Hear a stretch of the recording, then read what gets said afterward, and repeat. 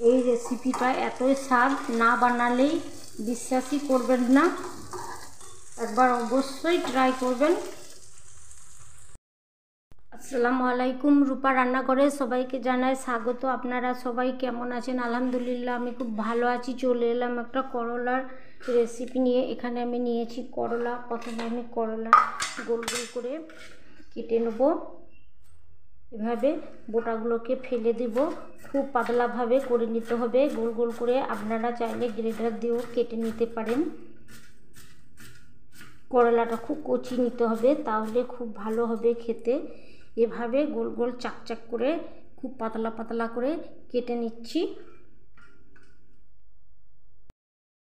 আমার সব করলাগুলো কাটা হয়ে গেছে। গোল গোল চাকচাক করে রিংয়ের মতো করে কেটে নিয়েছি, খুব পাতলাভাবে করে নিয়েছি।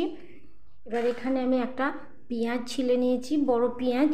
পেঁয়াজটাকে আমি এভাবে লম্বা লম্বা করে কেটে নিচ্ছি। খুব মোটাও নয়, খুব পাতলাও নয়, মাঝারি সাইজ করে কেটে নিতে হবে। এখানে আমি একটাই পেঁয়াজ দেবো। আপনারা যদি পেঁয়াজ খেতে ভালোবাসেন, পেঁয়াজটা একটু বাড়িয়ে নিতে পারেন পরিমাণটা।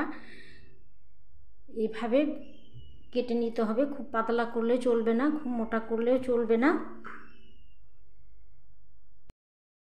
এবার একটা বাটির মধ্যে আমি দিয়েছি একটু জল, দিয়েছি জল ফুটছে। এবার দিয়ে দিচ্ছি একটু লবণ, আর দিয়ে দিচ্ছি একটু হলুদ। এবার ফুটন্ত জলের মধ্যে করলা আমি খুব ভালো করে ধুয়ে নিয়েছি, পরিষ্কার করে নিয়েছি, দিয়ে দিচ্ছি।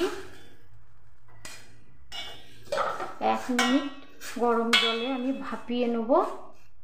ভাপিয়ে নিলে করলাটা নরমও হবে, কড়া হয়ে যাবে না, সেই জন্য ভাপিয়ে নেব। আপনারা ইচ্ছে না করলে ভাপাতে পারেন, এমনি ডাইরেক্ট তেলে দিয়ে দিতে পারেন। ভাপিয়ে নেওয়াটাই খুব ভালো হবে। আমি 1 মিনিট ফুটিয়ে জল ঝরিয়ে নেব। আমার 1 মিনিট ভাপানো হয়ে গেছে। এবার আমি জল ঝরিয়ে নিচ্ছি।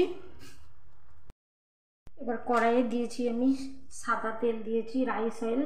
এবার এখানে করলা তেলে ভেজে নিচ্ছি।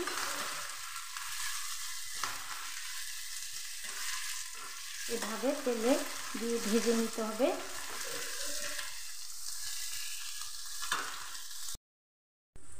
করলা লাল লাল করে ভাজা হয়ে গেছে, কালার ব্রাউন কালার হয়ে গেছে। এইরকম যখন কালার চলে আসবে তখন বুঝে নিতে হবে করলা ভাজা হয়ে গেছে। এবার আমি প্লেটের মধ্যে তুলে নিচ্ছি।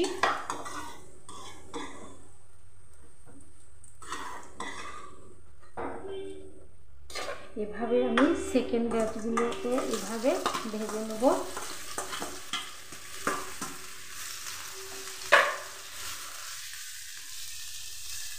দিচ্ছি আর একটু তেল।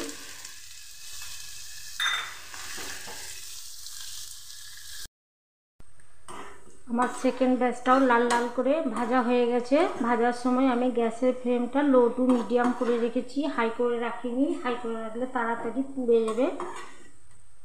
এবার আমি তুলে নিচ্ছি প্লেটে।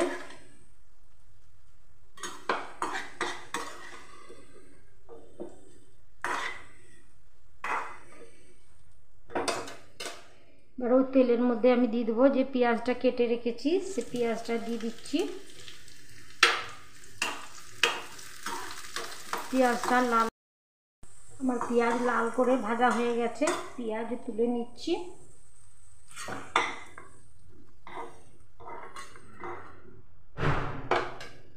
এবার আমি ওই তেলের মধ্যেই দিয়ে দিচ্ছি একটু কাঁচা কালো জিরে, দিয়ে দিচ্ছি চেরা কাঁচা লঙ্কা, কালো জিরে লঙ্কা একটু ভেজে নিচ্ছি। ভাজা হয়ে গেছে। এবার এর মধ্যে আমি দিয়ে দিচ্ছি কাঁচা জিরে ধনের গুঁড়ো, দিয়ে দিচ্ছি আদা বাটা। এখানে আমি আদা বাটা দিচ্ছি, নিরামিষ, এখানে রসুন ব্যবহার করব না। দিয়ে দিচ্ছি সামান্য একটু হলুদ, হলুদ আগে দেওয়া আছে।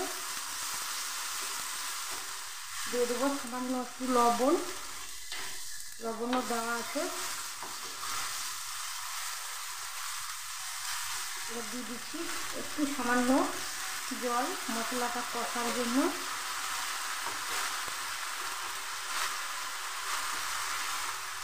মশলা কষা হয়ে গেছে। এবার আমি দিয়ে দিচ্ছি সব ভাজা করলা পেঁয়াজ।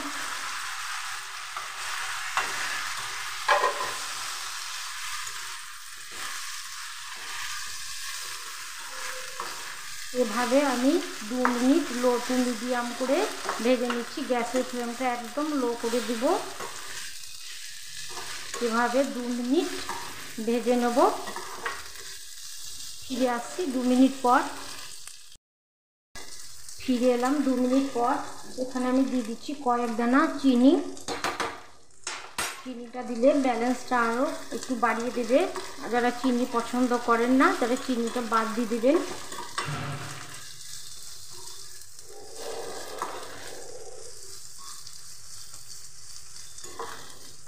এবার আমি প্লেটের মধ্যে তুলে নেব। এই ভাজাটা করলে মুখে জিভে। বন্ধুরা, গরম ভাতে যদি এরকম করলা বা উচ্ছে ভাজা থাকে তাহলে আর কি চাই। আমার মুখের কথাই নয়, অবশ্যই একবার ট্রাই করবেন। একবার বানালে বারবার খেতে ইচ্ছে করবে। আর আমার করলাটা যদি ভালো লেগে থাকে তাহলে আমাকে সাপোর্ট করুন। সবাই ভালো থাকুন, সুস্থ থাকুন। আজকের মতো আসি। আল্লাহ হাফেজ।